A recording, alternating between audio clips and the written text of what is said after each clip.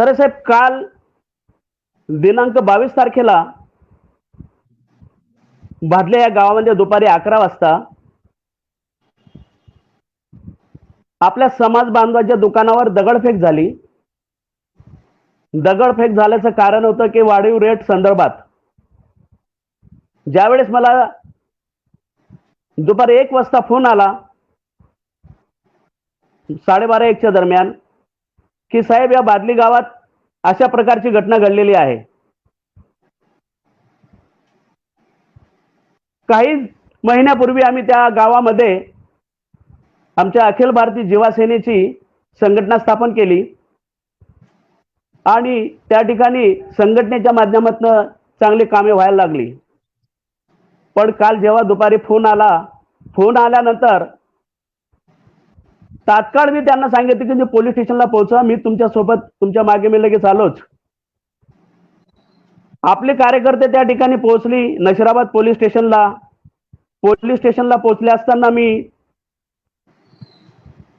आपले जळगाव शहरातील, भुसावळ शहरातील, भादली येथील, नशिराबाद येथील आपले सर्व कार्यकर्ते जवळजवळ 50 ते 60 जण पोलीस स्टेशनच्या बाहेर मोठा जमाव जमवला. ज्यावेळेस मी त्या ठिकाणी पोहोचलो त्यावेळेस समोरचा जो तरुण होता त्याच्यासोबत काही कार्यकर्ते व तो त्या पोलीस स्टेशनला त्याला सुद्धा आणलं गेलं होतं. मी पहिल्यांदा आपल्या या कार्यकर्त्यांशी चर्चा केली, कारण बंधूंना आपण समाजकार्य करत असताना प्रथमतः आपल्या समाज बांधवाची बाजू ऐकायला पाहिजे. सत्यता काय आहे हे सुद्धा आपण तपासून घेतलं पाहिजे. कधी कधी एखाद्या वेळेस चुकीच्या ऐकण्याने किंवा चुकीच्या संदेशाने सुद्धा अशी मोठी घटना घडू शकते. पहिल्यांदा मी आपल्या कार्यकर्त्यांशी बोललो. त्यांना बोलत असताना संपूर्ण या घटनेची माहिती घेतली आणि माहिती सांगत असताना त्यांनी सांगितलं की सर, हा जो मुलगा आहे यांचे आमचे संबंध मित्रत्वाचे आहेत. अक्षरशः त्या मुलाची आपण जे म्हणतो ना सोयाबीन राईसची तिची गाडी याच्या दुकानाच्या बाजूला आहे आणि याच आपल्या सलून चालकाने त्याला त्याला या व्यवसायासाठी लाईट भाड्याने दिलेली आहे. म्हणजे सांगायचं तात्पर्य की यांचे एवढे संबंध असताना अशी अनुचित घटना घडली. आणि जेव्हा त्यांनी मला तो व्हिडिओ दाखवला तर त्या मुलाने दुकानाच्या बाहेर ज्या विटांचा खच पडलेला होता त्या विटा त्याने त्याच्या दुकानाच्या दरवाजावर त्या दुकानावर फेकण्याचा जो प्रयत्न केला. मी आपल्या कार्यकर्त्यांशी बोललो, हे बघा, मला तुम्ही सविस्तर माहिती सांगितली की अशी अशी घटना घडलेली आहे. तुम्ही सांगाल आत्ताच त्याच्यावर गुन्हा दाखल होईल. गुन्हा दाखल होऊन त्याच्यावर तात्काळ त्याच्यावर कारवाई होईल. परंतु काही ठिकाणी घटना अशी असते, एखादी घटना जर आपल्यावर अत्याचार, मारहाण किंवा एखाद्या वेळेस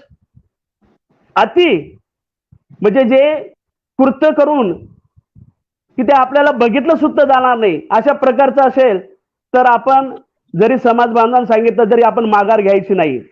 परंतु स्थानिक त्या कार्यकर्त्यांचं ज्यांचे 15 दुकाने आहेत ते भादली गावातील सर्व कार्यकर्ते त्या ठिकाणी आलेत.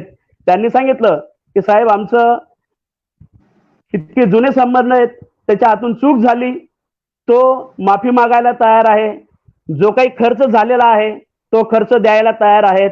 पण मी त्यांना सांगितलं तो खर्चही देईल, माफी मागील, पोलीस स्टेशन पर्यंत आलेलो आहे, पण त्याला असं सोडायचं नाही. त्याच्यासाठी आज आपला हा जो इतका दबावगट आलेला आहे, आपलं या ठिकाणी समाजाचं इतकं वर्चस्व तो बघून तो बिथरून गेलेला होता. पण म्हटलं तुम्ही शांत बसा, जरी तुम्हाला कुठली कारवाई करायची नाही, तुम्हाला समजोत्यानं हे प्रकरण मिटवायचं असेल, परंतु आपण आपल्या समाजाची ताकद त्याला दाखवली पाहिजे. त्याला पोलीस स्टेशनमध्ये घेऊन गेलो. त्या ठिकाणी नशिराबाद पोलीस स्टेशनचे जे PI होते, अनिलजी मोरे होते, राजेंद्र साळुंके होते API, ठाणे अंमलदार होते शिवाजी चौधरी, आणि खास करून काही वेळेस आपल्याला राजकीय क्षेत्रातील जे आपले रिलेशन असतात असे रिलेशन तिथे गणेश भाऊ चव्हाण म्हणून शिवसह्याद्री प्रतिष्ठानचे अध्यक्ष, त्याही माणसाने आपल्याला पॉलिटिशियनचं भरपूर सहकार्य केलं. हे करत असताना साहेबांशी बोलल्यानंतर साहेबांना मी म्हणालो, साहेब याच्यावर पहिल्यांदा गुन्हा दाखल करा, आम्हाला माघार घ्यायची नाही, याच्यावर गुन्हा दाखल करा आणि जे होईल ते. साहेबांनी सांगितलं की बघा, त्यालाही बोलले साहेब, त्याला सांगितलं गुन्हा दाखल झाल्यावर तू काय करतोस? तो म्हणाला, साहेब मी 12वी झालेलो आहे, मी कॉलेज करतोय, माझ्याकडनं चूक झाली, मी या लोकांच्या पाया पडतो, मी माफी मागतो, यांचा झालेला खर्च देतो, याच्या पुढे माझ्याकडनं नाभिक समाजा बाबतीत अशी कुठलीही चूक झाली तर मी जबाबदारी घेतो, असं कुठलंही काम होऊ देणार नाही. म्हटलं नाही चालणार, तू जे कृत्य केलेलं आहे तुला त्याची शिक्षा झालीच पाहिजे. अक्षरशः तर पोलीस स्टेशनला पाया पडायला लागला. त्याला भरपूर त्याचा इतका पान उतारा केला. आलेले त्याच्या सोबतची लोक सुद्धा बोलली की साहेब झालं ते आता याच्या पुढे होणार नाही. ठीक आहे. त्यांना म्हटलं तू जे एक कृत्य केलेलं आहे या कृत्याचा तुला त्याचा जो खर्च असेल साहेब मी तो खर्च भरून देईल आणि मला माफीनामा लिहून दे. याच्या पुढे मी आपल्या भादली गावातील नाभिक समाजात कुठलाही व्यवसाय केला कुणालाही त्रास देणार नाही असं त्याच्याकडनं माफीनामा लिहून घेतला.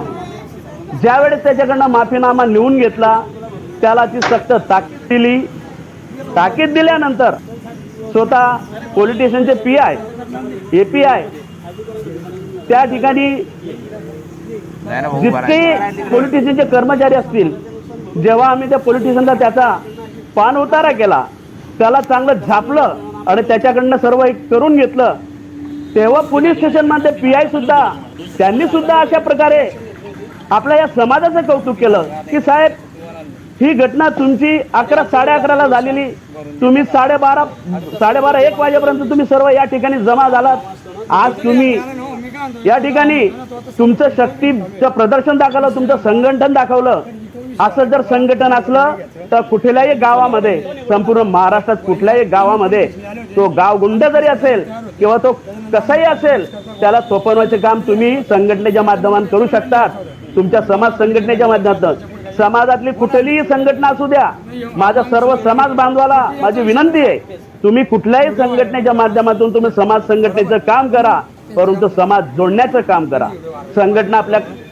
संघटने ही आपले संघटनेचे उद्दिष्ट समोर ठेवून काम करत असते आणि आपण ज्या वेळेस आपल्या समाज बांधवावर संकट येतं, ज्या वेळेस आपल्या समाजाच्या अस्मितेचा प्रश्न निर्माण होतो त्यावेळेस सर्व समाजाने एकत्र आलं पाहिजे. त्यावेळेस तुमच्या डोळ्यासमोर ज्याही काही संघटनेचा विषय असेल तो बाजूला ठेवा. आज संघटनेला तुम्ही जितके जोडून आहात तितके जोडून तुम्ही समाजाला जोडून राहा, समाज संघटन वाढवा.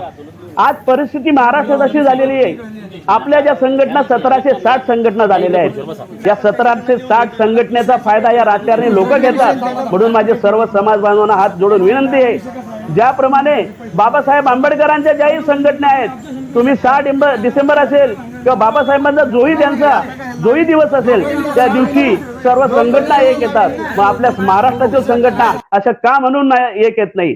सर्व समाजाने एक झालं पाहिजे, हेवे दावे बाजूला ठेवले पाहिजे. आज या ठिकाणी त्या पोलीस स्टेशनला जी एकी दिसली त्या एकीमुळे आज पॉलिटिशियन सुद्धा विचार करायला लागले की बाबांना तुम्ही जर अशा पद्धतीने तुम्ही समाजाच्या लेवलला हे प्रकरण सॉल्व्ह करायला गेले तर आमच्यापर्यंत सुद्धा यायची तुम्हाला गरज पडणार नाही. असं तुमचं संघटन इतकं जबरदस्त आहे. तर माझी सर्व समाजाला एकच विनंती आहे तुम्ही कुठल्याही संघटनेत काम करा परंतु समाजाचा अस्मिता, समाजाचा सुखदुःखात, समाजाचा कुठलंही संकट असेल त्याच्यासाठी सर्वांनी एक या. अगदी बरोबर आहे सर. मित्रांनो, देवीदास फुलपगारे हे जळगाव जिल्ह्यातील असून जो काही समाज बांधवावर अन्याय झाला होता, सलूनची दरवाढ केल्यामुळं दुकानावर दगडफेक केली होती आणि दगडफेक केल्यानंतर हे मॅटर भांडणाचं झालं होतं. भांडणातून आपण म्हणतो ईट का जवाब पत्थर से देंगे, परंतु देवीदास फुलपगारे यांनी ईट का जवाब लोकशाही की मार्ग से देंगे, कलम के माध्यम से देंगे म्हणून त्यांनी सर्व समाज बांधवांना संघटित करून पोलीस स्टेशन गाठलं नजीराबादचं आणि तिथं जाऊन झालेला जो काही प्रकार आहे तो पोलीस स्टेशन मध्ये वृत्तांत दाखवला आणि त्यावेळेस त्या पोलीस स्टेशनने जो काही गुन्हेगार वृत्तीचा व्यक्ती होता किंवा ज्यांनी दगडफेक केली त्याला पोलीस स्टेशन मध्ये बोलवलं, त्याच्याकडून कबुली नावा जबाब घेतला की बाबा तू असं केलंस का, आणि त्यानं ते मान्य केलं. हे मान्य का केलं, तर सर्व समाज संघटित झाला होता. तिथं सर्वजण एकत्र आले होते आणि त्या एकीच्या बळामुळं त्या पुढच्या गुंड प्रवृत्तीचा जो काही व्यक्ती होता, तरुण होता, त्याला वाटलं आता आपलं काही खरं नाही. तर ही जी काही ताकद आहे ही समाज संघटनेमुळे झालेली. तर तुम्ही जे काही मार्ग हाताळला त्याबद्दल फुलपगारे साहेब तुमचं मनापासून अभिनंदन आहे. तर मित्रांनो, साहेब पगारे साहेब, मार्ग प्रश्न आहे, एक प्रश्न आहे की हम्म. सलूनची दरवाढ ही महागाईनुसार होत असते. बरोबर आहे, काय बरोबर आहे. आणि सलून चालक हा फक्त सलूनचाच व्यवसाय करतो. त्याचा सर्व घराचा जो काही खर्च आहे तो सलूनवर अवलंबून असतो आणि बरोबर आहे. महागाईनुसार तो सलूनची दरवाढ करत असतो. परंतु मला एक बरोबर आहे. तुम्हाला असा प्रश्न विचारायचा आहे की ज्यावेळेस पेट्रोलची दरवाढ होते, ज्यावेळेस गॅसची दरवाढ होते, त्यावेळेस दगडफेक होत नाही. परंतु बरोबर. सलूनची दरवाढ केली की दगडफेक होते किंवा काहीतरी प्रतिक्रिया येते.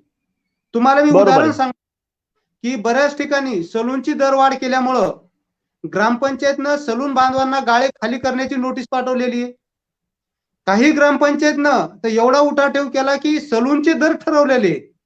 म्हणजे दाढी बरोबर. 20 रुपयाला घ्या, कटिंग 30 रुपयाला घ्या. तर हम्म. तुम्हाला एक, तुम्ही ज्येष्ठ कार्यकर्ते आहात, तुम्हाला एक असा प्रश्न आहे की हे फक्त सलूनच्या संदर्भात का घडते? बरोबर साहेब, तुमचं म्हणणं एकदम बरोबर आहे.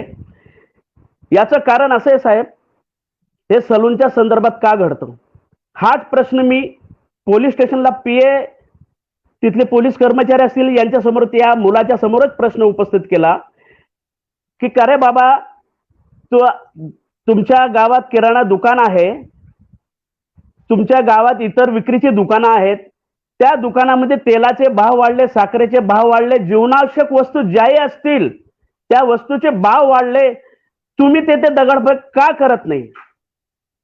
तुम्ही ग्रामीण भागात जे तेल ज्या भावात घेतं तेच तेल तुम्हाला शहरी भागात मिळतं. तुम्ही ग्रामीण भागाचे आमच्या सलून बांधवांचे रेट बघितले आणि शहरी भागाचे रेट बघितले, त्याच्यात तफावत आहे. आमच्या शहरी भागातले रेट आणि ग्रामीण भागाचे रेट याच्यामध्ये तफावत असल्यामुळे आम्ही संघटनेच्या माध्यमातून 3 प्रकारचे रेट काढलेले आहेत. शहरामध्ये एसी सलून असतात, शहरामध्ये साधारण सलून असतात आणि ग्रामीण भागात टपरी धारक असतो. तर या पद्धतीने आम्ही सर्वात कमी रेट हा ग्रामीण मध्ये काढला असल्यावर सुद्धा तुम्ही अशा प्रकारचे कृत्य करतात. तुम्ही एखाद्या पेट्रोल पंपावर जाऊन तिथे का दगडफेक करत नाही? ज्या जीवनावश्यक वस्तूंचे भाव वाढले आहेत त्या वस्तूंनी तुम्ही मान्य करतात आणि तुम्ही सलून चालकाला कुठल्या हिशोबाने तुम्ही असा हा दंड देतात? हा जो तुम्ही आज अशा प्रकारे तुम्ही सलून चालकावर ज्या प्रकारे तुम्ही चाल केली, याचं कारण एकच आहे की आपण संघटित नाही. आपल्या बऱ्याच ग्रामीण भागामध्ये आपला समाज हा संघटित नाहीये. कारण व्यवसायाच्या द्वेषापोटी, व्यवसायाच्या ईर्ष्यापोटी किंवा व्यवसायाच्या स्पर्धेपोटी आपला सलून चालक आपल्याकडे गिराईक आकर्षित व्हावे म्हणून 2 पैसे रट कमी घेतो किंवा एखाद्या सलून चालकाची बदनामी करतो. परंतु माझ्या सलून चालकांना एकच विनंती आहे की सलून व्यवसाय करत असताना तो आपल्या सलून बांधवाकडेच जाणार आहे. एखाद्या टेलरकडे, एखाद्या आपल्या चर्मकार बांधवाकडे किंवा इतर व्यवसाय करणार माणसाकडे तो काही कटिंग दाढी करायला जाणार नाहीये. तो आपल्याचकडे येणार आहे. तुमचं केस कर्तनालयाचं कौशल्य दाखवा, तुमच्या दुकानात साफसफाई ठेवा, तुमचं दुकान तुम्ही उत्कृष्ट पद्धतीने, तुमची कला उत्कृष्ट पद्धतीने तुम्ही त्याला एक द्या, त्याच्यानंतर तुम्हाला रेट मिळेल. परंतु आपला समाज बांधव आजही काही प्रमाणात ज्याच्या अंगी असलेला आळशी, त्याच्या अंगी असलेलं व्यसन, या गोष्टी जोपर्यंत बाहेर काढत नाही तोपर्यंत आपला समाज सुद्धा या चांगल्या मार्गावर येऊ शकत नाही. म्हणून पहिल्यांदा समाज बांधवाने व्यसनापासून दूर राहिलं पाहिजे. आपल्या समाजाचे आपल्या गावातले जितके दुकानदार बांधव आहेत त्या दुकानदार बांधवांची संघटित राहिलं पाहिजे. संघटनेने दिलेले हे सर्व रेट सर्वांनीच घेतले पाहिजे. तेव्हा कुठे या गावाला सुद्धा कळेल की यांचे सर्वांचे रेट एक आहेत. ज्याला ज्याची कला आवडेल तो कस्टमर त्याच्याकडे जाईल. म्हणून आपल्या समाज बांधवांनी सुद्धा या गोष्टीची दखल घेण्याची फार मोठी गरज आहे. आणि याच माध्यमातून महाराष्ट्रामध्ये आम्ही अखिल भारतीय जीवा सेनेच्या माध्यमातून आमचे राष्ट्रीय अध्यक्ष गोविंदजी पिंपळगाव सर असतील, आमचे प्रदेश अध्यक्ष दिनेशजी महाले असतील, आमचे सचिव शेडके साहेब असतील, राजकुमार गाजरे सर असतील, अशा प्रमुख व्यक्तींच्या मार्गदर्शनाखालील आम्हाला संपूर्ण महाराष्ट्रामध्ये अखिल भारतीय जीवा सेना व सोबत असलेल्या सर्व संघटनांच्या माध्यमातून आपल्याला महाराष्ट्रात, संपूर्ण महाराष्ट्रात समाजाचं संघटन वाढवायचंय, समाजामध्ये प्रबोधन करायचंय आणि समाजाचं परिवर्तन करावायचंय.